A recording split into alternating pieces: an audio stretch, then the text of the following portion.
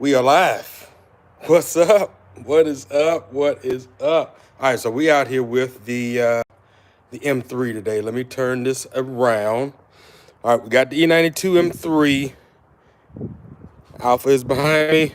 We're not talking much about the Alpha today, even though either car would work to have this discussion. And then I'm actually going to go ahead and remove the box as well, so we can get a little bit deeper on what the air intake system is, why it's important to any car, and basically how it works and how you maintain it, and if you want to upgrade it or any of those types of things will be part of this discussion. But I'm going to give you all time to come in and let me kill the light that I don't need.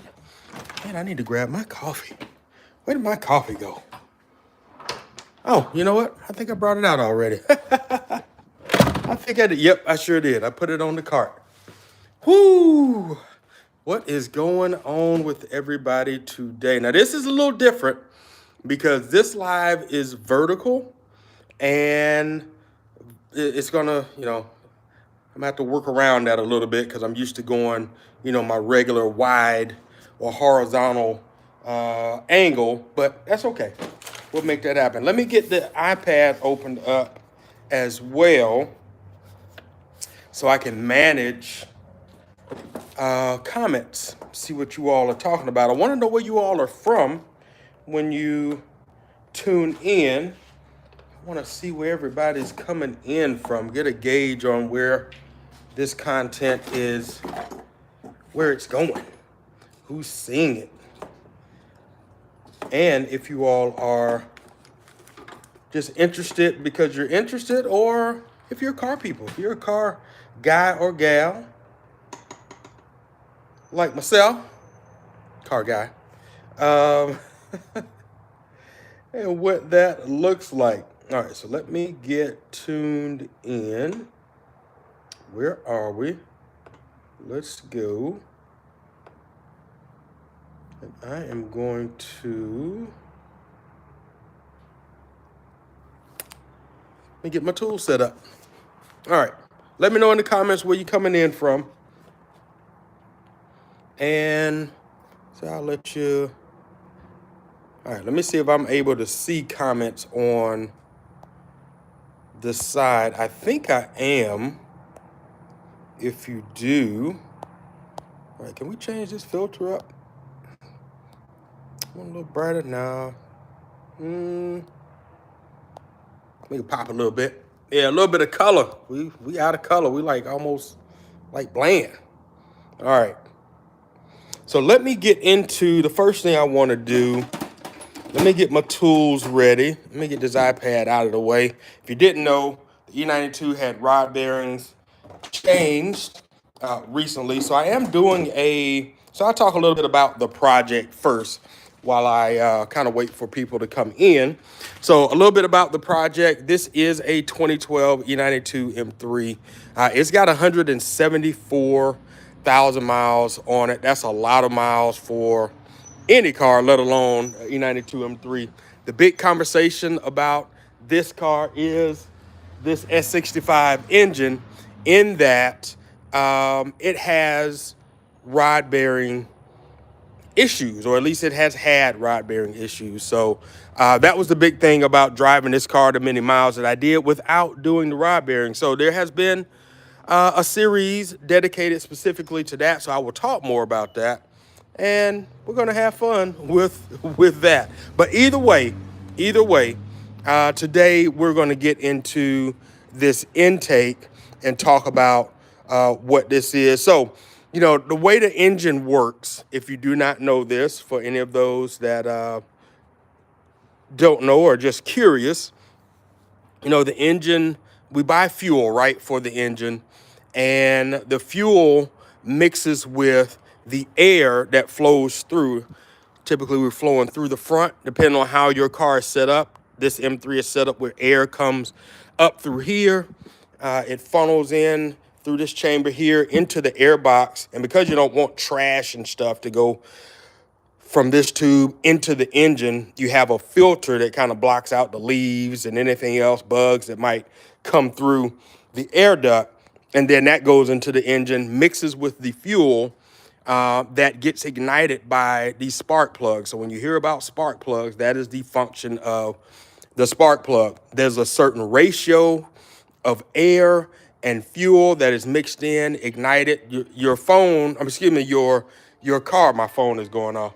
Your engine is dialed in, the timing is dialed in where so much air and so much fuel is mixed in for you to basically ignite an explosion in your engine. So your engine is literally exploding inside. So, and that is what drives the pistons, which drives the crankshaft, which drives the transmission, and that whole system to the rear wheels or all wheels or front wheels, depending on how yours is set up. This is a rear wheel drive car, so it goes along the drive shaft to the rear wheel and the wheel spin. So that's where you get your horsepower, your torque, and all of that from. So that is why the air intake system is important. Now, every intake system isn't made the same. That's the thing, because some are from factory are very, very restrictive, because as long as it's getting enough fuel, as long as it's getting enough air to mix with the fuel to meet the timing needs, whatever it is, it's not a high power engine, anything like that, it's going to be sufficient. It's not a high horsepower car, unlike a high performance vehicle like the E92 M3 or even the Stelvio, the Alfa Romeo Stelvio QV. Those are high performance cars. So the boxes have to be dialed in pretty good. Now this box from factory, this is not the factory elbow. The factory elbow, that's a different conversation that we'll have, but the box, this is the factory box, the cover and the piece that's under here that you'll see. I'm actually going to start getting tools while I'm talking. From factory, BMW did a very, very good job. So oftentimes when people buy cars, one of the first mods they want to do is like an air intake system. It sounds cool, it looks cool when you open up the hood, and it's just an easy, maybe sub $200, maybe even sub $100, depending on if you're just buying the little pipes and things, the cones, like Spectra from like Pep Boys or Advance or any of that kind of stuff. So depending on where you get it from, it is not that expensive. There go my UPS guy. What's up, bro? Hey, it was good, man. How was yours? I'm out here doing a live. Oh, is that right? No, yeah. Hold on. Let me get you on there. What's up? Yes, sir. Good to see you, man.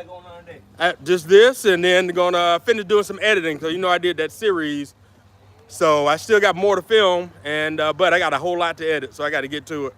Yes, sir. Everything's good today? Yeah. Oh, yeah. Okay. A decent run, not too bad. We know how the lows can be, man.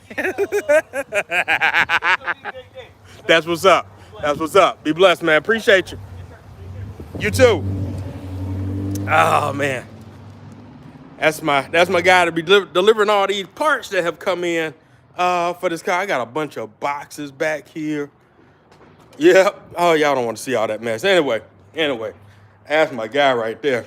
All right, so let me go ahead and let's go ahead and unbolt this. So I've got an E92 M3, a T20 is gonna be your best friend. Go around, unbolt these so you can see the inner workings of this box.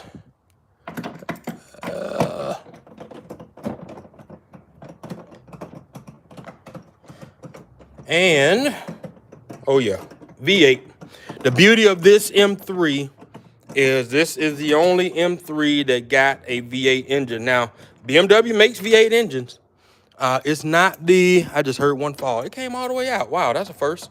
BMW has made V8 engines, so it's not the first V8 engine, but it's the only M3 that got the V8 engine. You normally will get your V8s in the 5 Series, so like the 550s, and then of course the M5s, the X5s, anything that has that like a 4.2, 4.8, 4.4. Actually, nowadays it's a 4.4 twin turbo. So if you got a 4.4 liter engine, you've got a V8. So this is Mach Schnell. So this has been upgraded, as I mentioned. So this elbow is different. I'm going to disconnect that. I'll show you everything on that. I wish I might, if I could figure out what box has it, I'll pull out the factory intake so you can see the elbow. That's the only thing about that one that makes it a little bit restrictive.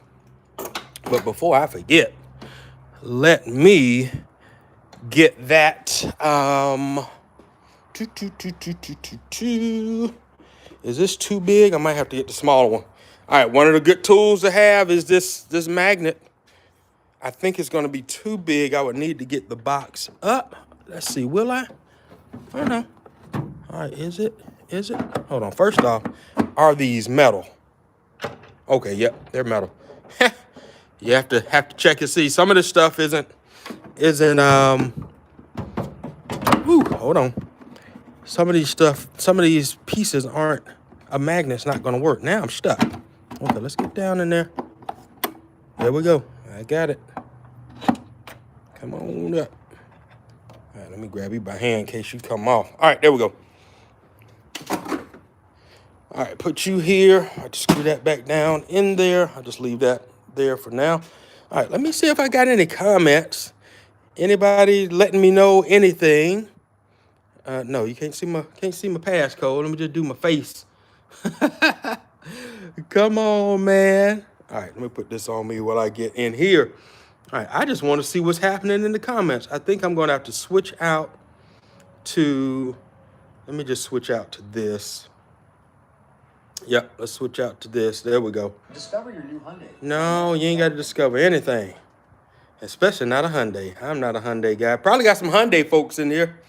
Some folks, some Hyundais, Kias, Toyotas, whatever. That's fine. That's fine. All right, let's see. There we go. All right, nothing happened. Well, at least nothing I see. So we are good. All right, so here we go. Back to this. Back to the intake. Now, this right here is the filter that I'm talking about that your box houses. So this particular car, the E92 M3, the way everything was set up, the air flows very well, very efficiently. There's not a lot of turbulence, which is the issue when you have restricted air boxes. You don't get a whole lot of air into to the engine so that you can make more horsepower. So the idea is the more air, the cooler the air, the better compression and combustion you're going to have from your engine, which is going to yield a bigger, more powerful bang, which leads to more horsepower. So now I'll tell you that upgrading the airbox by itself is not going to yield you, the claims necessarily of 15, 20 horsepower by itself. Now, if from factory it is really that restricted, possibly so. But typically you'll need to upgrade a few other things. You'll need to retune or remap the engine. That's what you hear people talk about tuning their cars. You'll want to remap the engine to account for it getting more air, getting more fuel, getting more whatever it is. That fuel air ratio that I was talking about a moment ago is what is calculated when you do those type of tunes. That's where you begin to see your gains from doing an upgrade like this. But everything's incremental, so no one thing is going to yield like 100 horsepower by itself. It's going to take a tune. It's going to take more air to come in, but mind you, you got to be able to release it. So your exhaust system has to be less restricted. So that's where you hear us talk about catless downpipes, charge pipes, exhaust, secondary pipes or section 2, section 3, section 4, things like that. When you hear that, we're talking about the different sections and resonators and things that get chopped off or eliminate it so that it's louder, of course, but is less restrictive. So the more air can get out and through the system, the more efficient the car is, and definitely the more power it can push. So all of these things are very, very important. So I'm going to turn this around. What I did not grab is my screwdriver, which should be here somewhere, right there.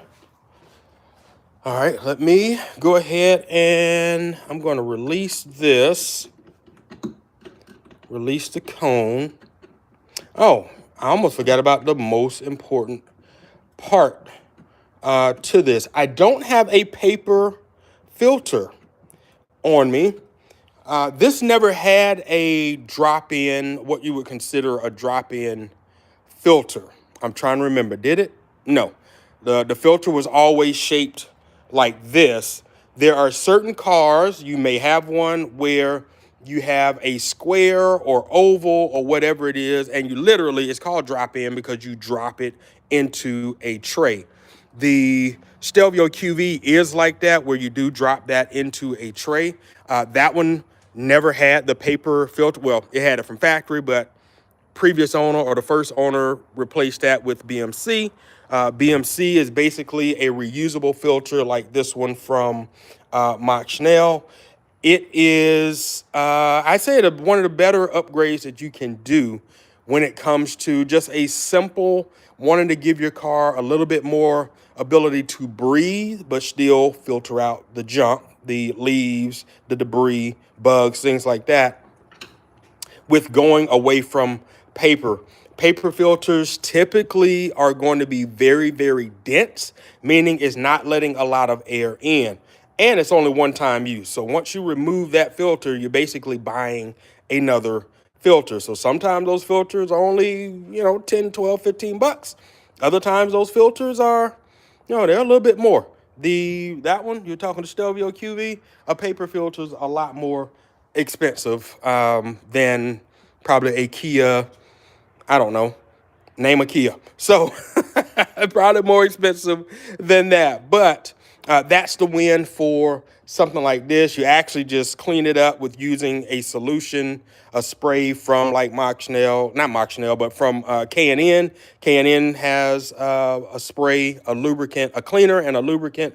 So basically you spray it down, rinse it off, and then let it dry, lubricate it, let that cure for a while, and then you install it back into the vehicle. So that's your win with doing something like a reusable filter versus paper. So I'm going to go ahead and pull this up. Did I give enough? I don't think I did enough on this guy. Did I? Okay, there we go. The catch is going to be back here. I'm on up. There we go. There we go. All right. Because I want you to see this elbow in here. Now, this elbow and even right here, hold on. That right there is much wider. I think I'm going to go ahead and pull this off too. Creating a little bit more work for myself, but that's okay. That's what this is about, right? All right, let's click you back on. Did I zoom in? Yeah, let me zoom back out. Sorry about that, y'all. And now, all the other days, of course, you pop right off. Today, you don't want to come off. There we go. All right. Now, leave you there. And I'm just going to pop this one ring right here. And then this should come, yep, right up and out. So, now this is part of that tube, that elbow that I was talking about on the, that is different from the one from manufacturer. So BMW, the way it's made, this isn't as open. You see how open that is all the way through?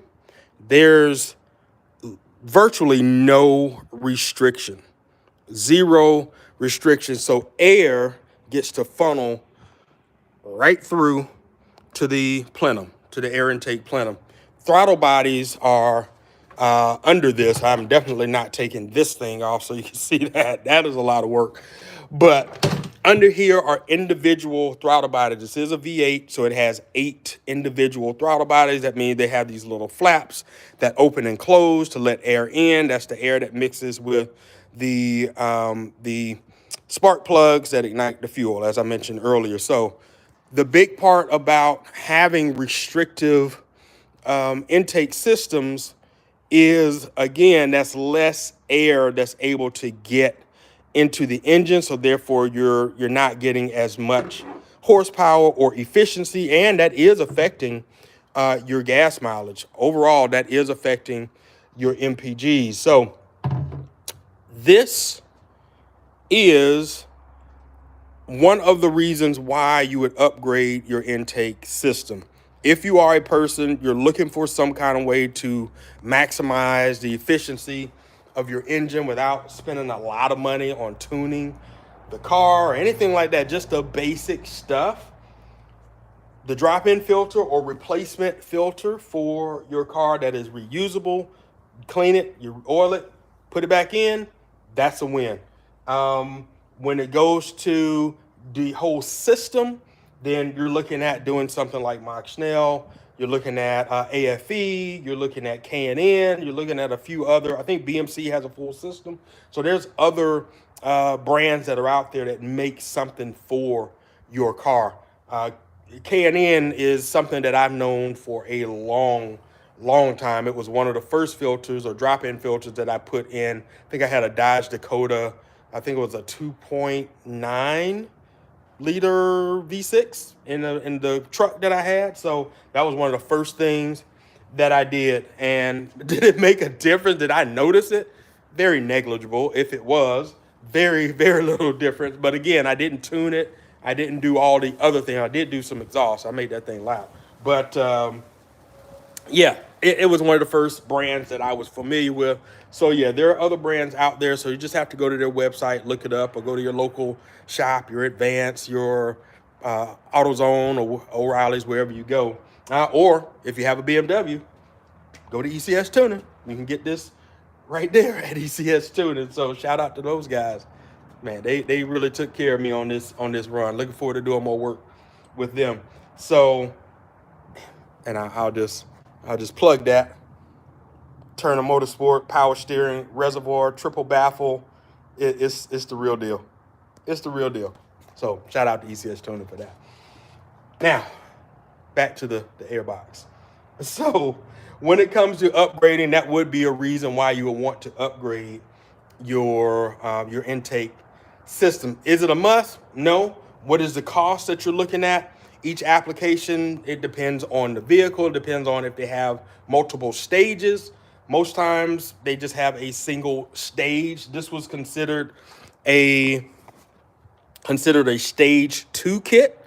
So maybe, I don't know if they have stages, whichever brand you go with, but I'm just saying you may just find one kit and that works. Typically, I think K&N always just had the one or maybe 2 kits that they made for your car. But I guess stage 1, I guess we could say stage 1 would be the drop-in filter. So the filter would be stage 1, the full kit would be stage 2. How about that? We'll give it some context, right? So all right, so that's the deal. That is really the deal when it comes to your intake system. So where is I have some scoops. So that was a part of the stage 2 system here. There's one of them.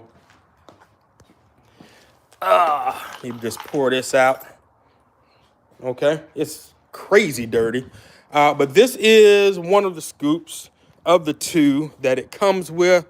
And I think you got to be on this side. Yeah, you're on this side. So the whole reason behind, these scoops is pretty self-explanatory. That is going to direct more air into this piece right up here. Can I make you? Yep, right in there. So that's where the air goes up into this piece right here and then shoots around the elbow and then into the plenum. So think about that too, depending on the way your car is made. If it is offered, if you're looking to get more air into your system, scoops are a way to do it. Some of them come right up here. The Evolve Automotive, which is a kit that I am thinking about upgrading to, and I'm more than likely going to upgrade to because it's going to look cosmetically, it's going to look very, very good. In here, it has a dry carbon. They have a wet carbon and dry carbon setup, and they have a scoop that comes actually down into this spot right here. This is a part of the intake system because this runs up into the box, and that's where it comes into the box right there. So there we go. Let's see, can I put, yep, there's my hand. Hello, hi. My hand's right there, yep. Hi, y'all. So it runs up there. So if you're looking for, again, you're looking for intake to upgrade to, those are the different things that you're thinking about when you're upgrading your intake system. So anybody have questions? What questions do you have for me? Has this been informative? Has this been informative? What is it that you know about, I guess, your car, your air intake system? If you know anything, and if you don't know a lot, that's okay. Tell me at least what kind of car you're driving. Are you driving a BMW M3? Are you driving a BMW 3 Series, period? What are you driving? Feel free to put it down in the comments if you like. All right, we got Budsville, USA. What's up? How we doing? What is going on? Budsville. Now, where's Budsville? Not just playing. Is that where you're from? Are you from Budsville? Let's see here. Chevy SUV is what I'm rocking out. That is what's up. That is what's up. Chevy SUVs. Are you in a Suburban? Let's see what we got. We got Chevy. So we got Tahoe, Suburban. I think I was about to say Equinox, but I think that's GMC, right? GMC Equinox. Okay. Yeah, what you in?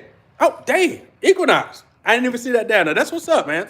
So you in Massachusetts. That is what's up. That's dope. What brings you into the live today, my man? Am I hitting anything that you needed to know? Did you know? Have you done anything to your Chevy? Have you done any intakes? Have you done any mods? Is it does it have dual exhaust? Like, what is up with that? That's one of the things I like about Chevy trucks, period. All you got to do is just change, go at like some Flowmaster or MagnaFlow box, catback, game changer. You don't even have to do much. You don't even have to do much. No mods. Okay. Okay, got it. About maintaining it. That's what's up, man. That is what's up. Yeah, I think this particular subject is definitely key for any car, and that's why I wanted to talk about it anyway, because it didn't have to be BMW or Alfa Romeo specific. I am a Euro car, hence the name of the channel, Euro Auto Enthusiast. So I love cars, period. I've owned my fair share of JDM cars, like Hondas and Nissans, and I don't think I've ever owned a Toyota, but I owned a lot of Hondas. And then, of course, American cars like Chevy Cavalier. My parents had a Lumina. We had, what else did we have? We had some Chevy vans. We had a bunch of different Chevys, to be exact. So I don't think we owned a lot of Fords. I don't think we owned any Fords. I did own, like I said, my Dodge Dakota. That was about it. Mechanics want $800 for brake jobs. Yeah, man. Ooh. But you know, it's all labor. That's what you're paying. Let me tell you all, like, legit.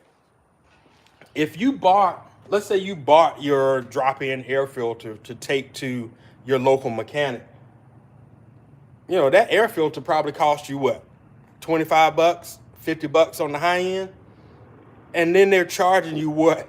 I don't know how long it's going to take to get under your air box, but they're probably going to charge you at least 30 minutes. And some places will charge you the full hour. So if their labor rate, you got to remember the labor rate. If their labor rate is $200 an hour, you just paid them $200 to change your your air filter. This is stuff you literally just take your hand tool. It's not, you saw how easy that was for me. I'm taking a Phillips screwdriver. I mean a flathead. Lord have mercy. I forgot my, don't listen to me now. I don't even know my screwdriver. My flathead screwdriver. And I didn't even use the ratchet for this extension and my T20 bit. And I did that by hand and just pulled it right off. So that was simple enough. I see you laughing at me. I know. It happens, man. That's one thing about filming is we say like what comes right up in our mind. That might not even be the thing. So sometimes we catch it, sometimes we don't. And we might hear about it in the comments. Sometimes we don't. So we're grateful either way. We appreciate it. Hold me accountable. I don't care. I'm good. So yeah, the labor rate is what gets you always. You use any icon? Yeah. Where is my? Oh, let me see. Actually, that's a Quinn. I thought my torque wrench was Icon. I use a lot of Icon. I use a lot of Pittsburgh, period. So if you're talking about do I go to Harbor Freight is my friend.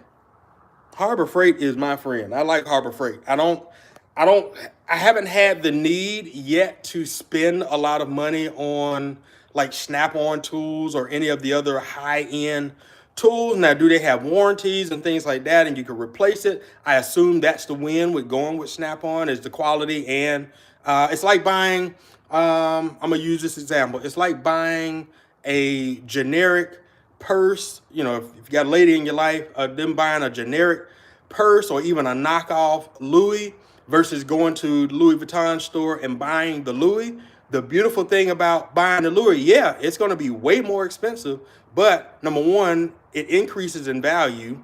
That's a win. Number two, you have the warranty. So anytime anything goes wrong, the strap, the links, the whatever goes wrong with it, you take it back to the store. Are you going to have to pay a little bit of money for the repairs? Absolutely. But when you break a knockoff and you spent $50, you break the knockoff, it's broke. Now you about to go spend another 50 and then another 50 and then that stuff adds up. So, all right, I'm gonna get off my rant now. Back to back to where we at. The freight is everyone's friend. Yes, the freight is everybody's friend. It's definitely mine. It's definitely mine. All right, so let me see. I wanted to make sure I wanted to hit a couple of things. I'll tell you all a little bit about myself. I didn't share that in the beginning, so I'll take a little bit of a break while my phone is telling me to take a break. I served in the Navy for about 14 years. Prior to serving in the Navy, I spent some time chasing the dream of playing professional baseball or playing in the major league. So I did play professional baseball, and in chasing that dream, I had fun. I left school to do it, and in chasing the dream, I decided I wanted to go back to school.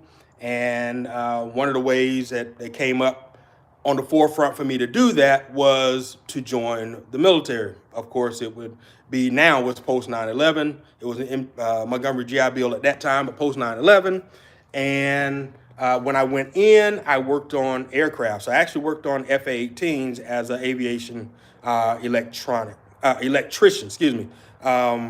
So as an electrician working on electronics, working on radar systems, working on landing gear, working on flight control system, all of the stuff, I actually had never really worked on a car. So of course, salute. Of course, I appreciate it, man. I never really had worked on a car. Now, what's the old term? Kick the tire? Had I kicked a couple of tires? Absolutely. I kicked a tire to see if it was low on air, and I think checked to see if I saw leaks and things like that. But to actually take the car apart and do anything, I never had.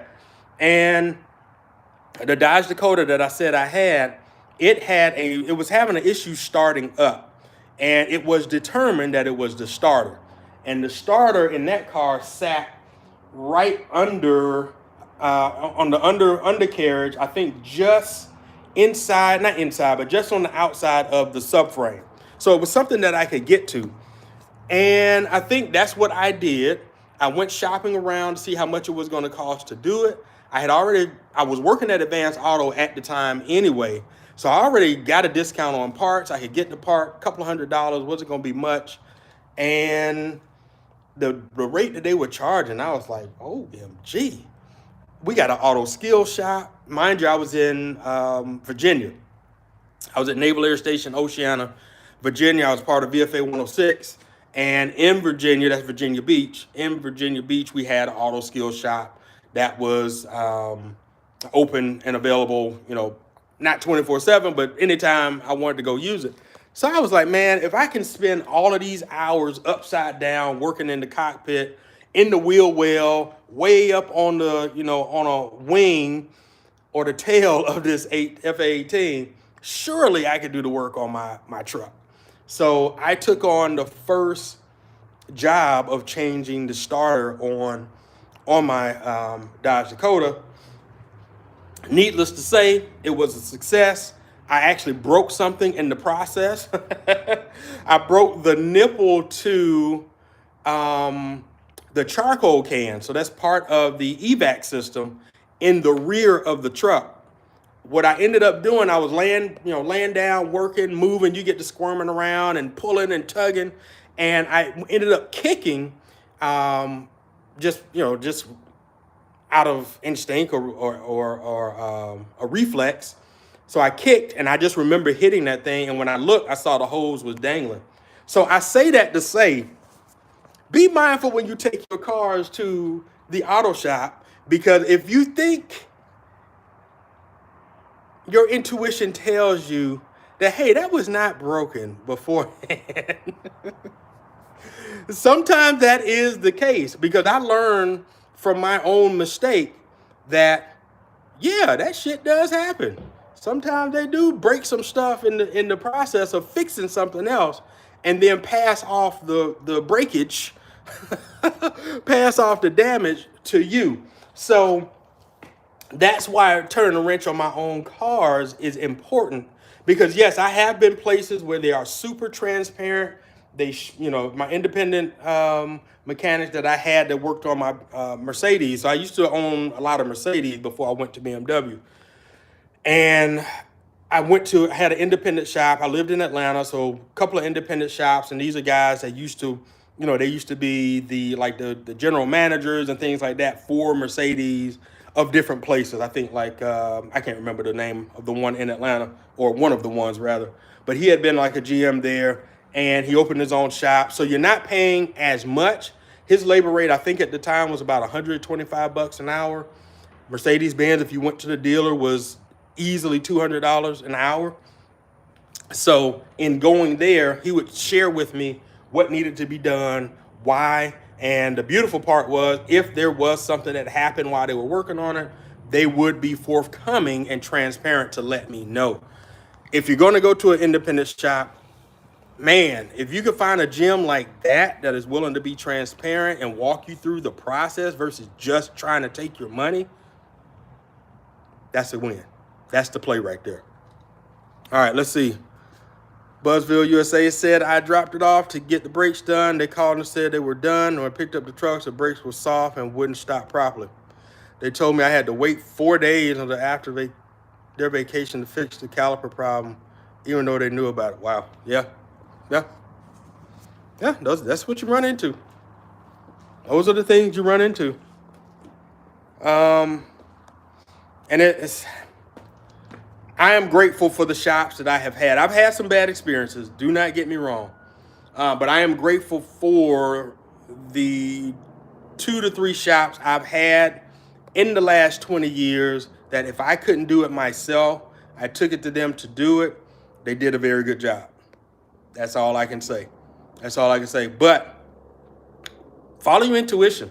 If you go into a place and something's telling you, hey, I probably shouldn't leave my car here for whatever reason, that first thought typically proves to be right.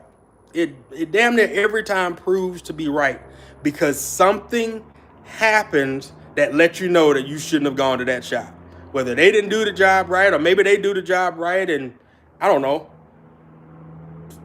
something happens to the car that wasn't necessarily their fault, but being there, it ends up happening to the car.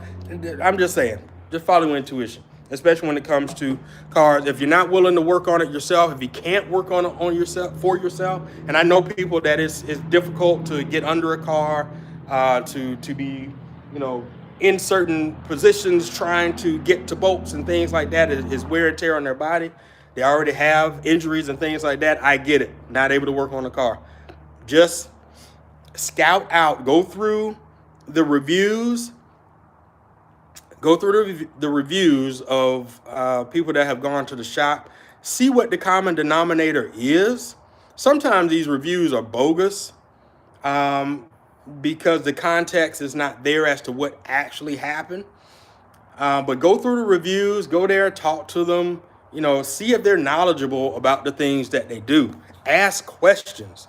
The one thing that we do to get ourselves in trouble with just about anything in life, but especially when it comes to cars in this particular case, is that we go in with the mindset that they are the professionals, so they should know what they're doing. So I'm not going to ask a whole lot of questions because I don't want to undermine their integrity, or I don't want to undermine their skills, or I don't want them to do something because I asked them questions. No, that's your right. Ask questions. Ask the question that you don't even know to ask if you think about asking the question. No question is a dumb question unless you don't ask it. Because then that turns around and bites you in the butt because you didn't ask, and that was a vital thing to know. All right? So if you're not working on your cars, you're going to an independent shop, you have a specialty car like a high performance M3, Alfa Romeo, Stelvio QV, you know, you got an Italian car, a German car. You're not taking that car to Jiffy Lube to get an oil change. All right? Don't do that. Don't do it. Don't do it. They take special oil. This one takes a 10W60. You can't just buy that anywhere. You got to go to the dealership. You got to order from ECS Tuning. You got to go to some other forms, or excuse me, other places like Bimmer World or FCP Euro, or you might get it at an Advance. I had a couple of Advances where when I was in Wisconsin, they actually stocked the Castrol race spec Euro 10W60 oil. They actually stocked it.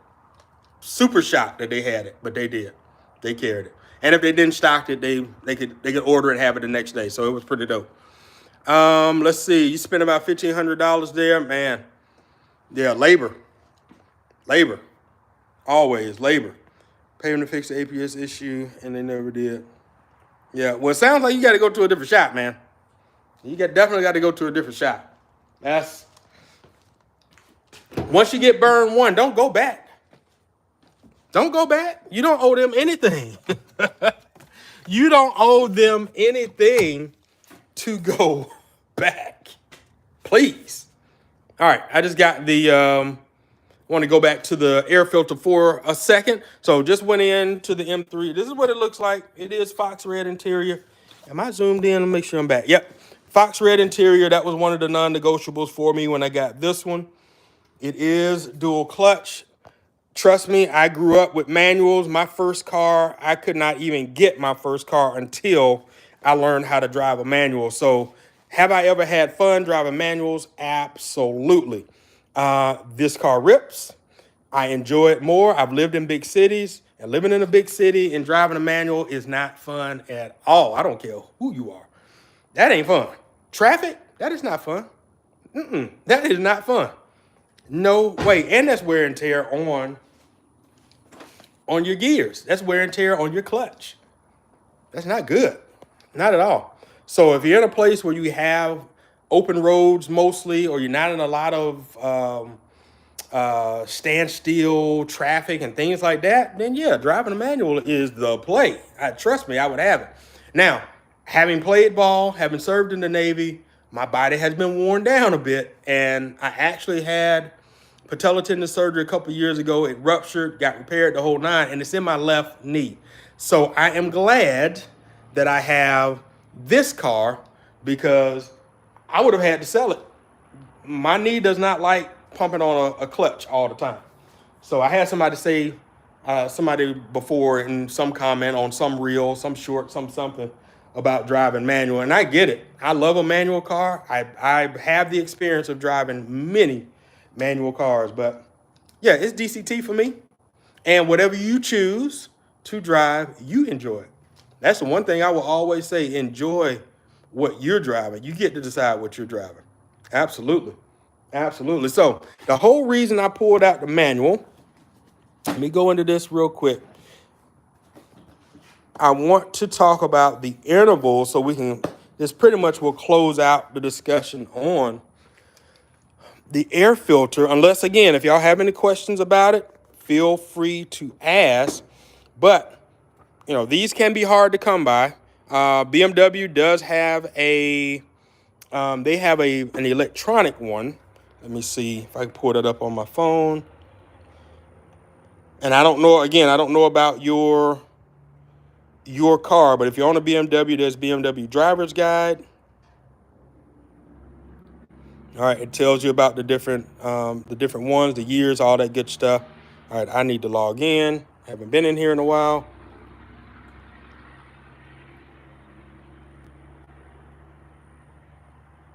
All right, logging in. Facial recognition. Oh man, what do you got me doing? You got me picking some images. Oh boy. All right, what am I doing? Okay, got it. Got it. Boy, these captures are pretty smart these days. It's got to be. It's got to be smart these days because you got AI doing damage. Okay, so this is one for the 5 Series, the owner's manual. So you get to go in and pull up information that you would find in the owner's manual electronically. So if you don't have a paper manual, depending on your car you have, there are ways, there's sites that can get you an owner's manual. But if you don't have that, then check and see if that is available. If you own a BMW, I've already shown you that it is. And basically, what I wanted to show you is like maintenance. Where do you go to know how to maintain or when you should be changing your air filter? Typically, people will give you, I think most manufacturers will give you a certain number of miles where you're going to change your like spark plugs, and there's some other things you're going to change, like the cabin air filter, which they sit back behind here. They give you an interval to change that. So I believe in this car is somewhere around 20,000 miles, 18,000 miles, something like that. Maybe even a little bit higher that you change these filters out. It also depends on how much you drive your car. So if you daily a particular car, like if you only have one car and you daily that thing and you drive, 100 miles one way, 200 miles round trip, that's going to add up pretty fast. Or if you drive versus driving, 5 miles or 3 miles round trip, then you're not adding a whole lot of miles to that. Then again, climate, elevation, your region, all those different things play a part in it. So you have to be mindful of those things because of the pollutants that's in the air and all those different things as to when you're going to change the filter. So I won't get into trying to find it necessarily in here unless you all ask me to pull it up, but for whatever reason. But yeah, you would want to consult your manual and ask, or if you happen to be at the dealership or you want to call them for whatever reason and ask them, hey, when should I be servicing my air filter? Then they could tell you when you should service your air filter. But in my experience, how often you drive it, if it's your only car, if it's your daily driver, if it's your weekend car versus, maybe it's just a track day car or something like that, then that's going to be a whole lot different set of miles. So just keep that in mind, but refer to your manual, refer to the dealer or local shop that you trust. Yeah, an indie shop that that you trust. All right, y'all. I am getting ready to get out of here. I appreciate you all tuning in to today's episode here, learning about cars. This is something that I want to do fairly often. I got in the habit over the years of doing DIY Wednesdays, and DIY Wednesdays was dedicated to just that. DIYs, a series of DIYs on the car that some were a little more involved, so most people weren't going to do it. Some of them were really simple, like changing your windshield wipers. That's a fairly simple one, but not just changing the windshield wipers, putting the wipers in service mode, because that is a whole thing. The 5 Series, that's the video that I did. You can put that car in service mode and allow the wipers to come all the way up. Make it easy to take the blades off, put the blades on, and then set it back down. Versus trying to do that whole thing of timing it just right with the stalk and getting it there. It's just a simple, easy DIY or easy step. So I probably will go back to doing some of those simple videos, but I would like to integrate more lives, and this would be the thing that I will do. So because SEMA is coming up in about a couple more weeks, that week I might go live. I take that back. It won't be necessarily learning about cars this way, but if y'all want to see it, I'll definitely go live while I'm at SEMA, November 4th through the 8th. I think the actual dates for the event is 5th through the 8th, but I'll be there 4th through the 8th. So yeah, let me know. Reach out. Whatever. I may just do that, or whether you say so or not, I may just go ahead and do that. But either way, once again, thanks for tuning in to today's show. I'll leave you with this, because I always say this to everyone going through my daily journey and allowing cars to be part of my healing journey. You got to show up for yourself and love yourself before you do it for anybody else. You have to do it for you first before you can really do it for anybody else. With that said, y'all know what to do. Keep driving. Salute.